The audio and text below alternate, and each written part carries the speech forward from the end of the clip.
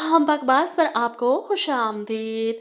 अदावत ड्रामे की अगली किस्त में आप देखेंगे कि बेबी ने चुपके से असजद के पीछे खड़े होकर मारिया का वॉइस मैसेज सुन लिया और इसी वक्त वो वीडियो अपने खरीदे हुए बंदे के जरिए असजद तक पहुंचा देती है ताकि इसका दूर दूर तक इस वीडियो में नाम ही ना आ सके। और असजद भी ऐसा बेवकूफ़ जो मारिया की बातों के बाद पिघलने लगा था, वीडियो देखने के बाद फौरन से बदजन हो जाता है। ना सिर्फ मारिया को धुतकार देता है बल्कि फहद को भी हमेशा के लिए ऑफिस से निकाल बाहर करता है।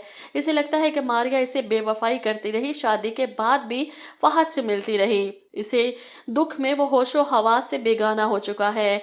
ऐसे में इंकिसार को जब ये सब पता चलता है तो वो असजद से बात करने ऑफिस आता है। तुम मानो या ना मानो, कहीं ना कहीं मारिया भी बेबी की साजिश का शिकार हुई है। लेकिन असजद तो अब किसी की बात सुनने को तैयार नहीं। इसकी हालत देखकर अंबर को मौका मिल जाता है इसके करीब आने का। वो इसे देखकर कहती है, क्या हाल बना रखा है तुमने अपना। वो इसके कपड़े ठीक करती है, कोट पहनाती है, बाल ठीक करती है। अंबर को अपने इतने करीब देखकर असजद की सोई हुई मोहब्बत जाग जाती है। लेकिन फिर मारिया का धोखा याद आता है तो गुस्से से कहता है, औरतें होती ही बेवफा हैं, इन पर भरोसा करना खुद को धोखा देने के मुतरादिफ होता है। जवाब में अंबर मुंह फुला लेती है, हर औरत एक जैसी नहीं होती, कुछ सिर्फ आपकी भलाई और सलामती चाहती हैं बिना किसी गर्ज और मतलब के। इसकी बातें सुनकर असजद के दिल को तसल्ली होती है कि अंबर आज भी इसके बारे में सोचती है। वो मारिया से हटकर अपना ध्यान अंबर की तरफ लगा लेता है। अगले दिन इसे इतना फ्रेश देखकर अंबर मुस्कुराती है। आप तो काफ़ी खुश लग रहे हैं, आपको मुस्कुराता देख मुझे भी खुशी हो रही है। जिस पर असजद कहता है, इस मुस्कुराहट की वजह सिर्फ तुम हो। असजद की बात सुनकर अंबर चौंक जाती है। वहीं मारिया जो असजद के लिए तड़प रही है, एक बार फिर से अरीबा से मदद मांगने की कोशिश करती है। तुम असजद से बात करो ना, इन्हें समझाओ कि मेरे और फहद के बीच में ऐसा कुछ नहीं था। लेकिन अरीबा तो खुश है मारिया को एक दफ़ा फिर से बर्बाद देखकर। इसे क्या ज़रूरत है असजद की गलतफहमी दूर करने की। इसे तो सिर्फ फहद से शादी करनी है, बाकी सब जाएं भाड़ में। वो फहद से मिलती है जो मारिया की हालत देखकर और भी ज़्यादा टेंशन में था। अरीबा इसे और भी ज़्यादा जहर लग रही है, इसे बर्बाद करने के लिए तड़प रहा है। अरीबा इसे कहती है, मैं तुम्हें खोना नहीं चाहती, तुम्हें खोने का तसव्वुर भी नहीं कर सकती। इस पर फहद कहता है, तुम्हें मुझसे शादी करनी है ना, तो इसके लिए तुम्हें रेहान से तलाक लेनी होगी। इधर आप देखेंगे कि बेबी का अंजाम भी कुछ अच्छा नहीं होने वाला।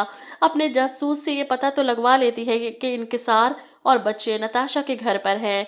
वो इसे फ़ोन करके खूब बातें सुनाती है। जवाब में इंकिसार भी गुस्से से चिल्लाता है, तुम अपना घर तो बचा नहीं सकी, अपने भाई का भी उजाड़ दिया। क्या बिगाड़ा था इस मारिया ने तुम्हारा जो तुमने उसके साथ ये सब किया। तुमने तो अपने भाई तक को नहीं छोड़ा, मैं क्या चीज़ हूँ। जवाब में बेबी गुस्से से चिल्लाती है, ज़्यादा बातें करने की ज़रूरत नहीं, मुझे नहीं पता था यहाँ से पीछा छुड़वा कर तुम उस नताशा के कदमों में जाकर बैठ जाओगे।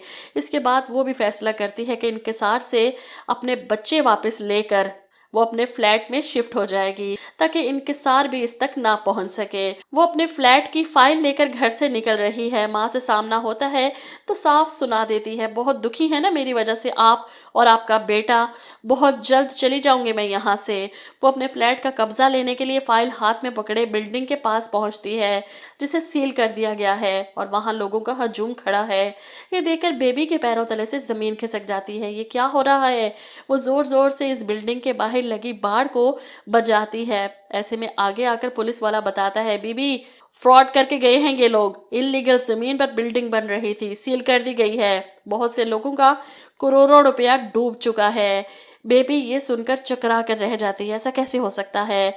वो रोते हुए घर वापस आती है, अपनी माँ को बताती है कि इसके साथ फ्रॉड हो गया। वहीं असजद भी ऑफिस से वापस आता है, बेबी की आंखों में आंसू हैं।